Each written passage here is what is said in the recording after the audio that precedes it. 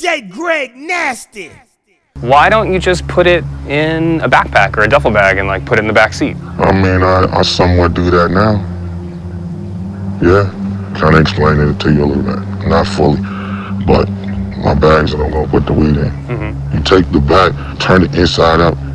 You clean the whole bag with the rubbing oil. It's a chemical inside the rubbing oil that gives off a different smell. But the other thing that we put on top of the rubbing oil, that dog can sniff all through my bag. He sniffed that bag, he gonna go right past it. But I'm not even gonna get to the point to let him pull me over.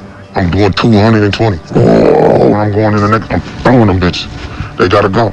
You're gonna throw the blunt out of the car? They're gone. That's why I gotta keep it close. I keep it close. If it's in the trunk, I gotta stop, open the trunk, get out the trunk, and then throw it, then get back in. I wanna be able to keep moving fast as hell to where they gotta call ahead to stop me. And once I get far enough ahead, I'll just stop.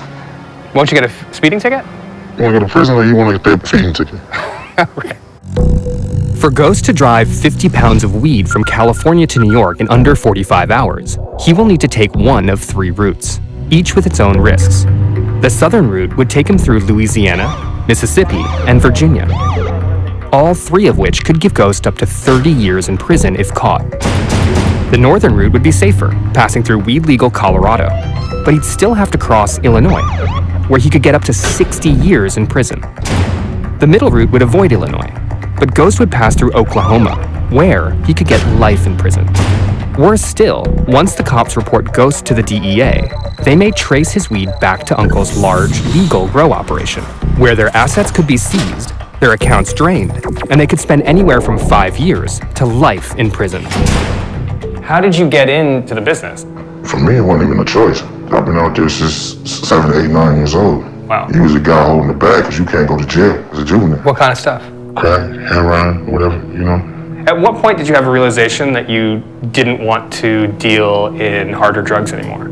That shit is terrible. I don't want to be that guy. I didn't want to be it then. But at that moment, I had to do what I had to do. I just, to make a long story short, after the health scare, that's when I completely just was like, y'all can have that life. Tell me about the health scares. Well, man, I had this thing called a sepsis. I was dying. My liver was failing, everything. The doctor literally told my significant other, find somebody to bury him. That was the biggest scare of my life.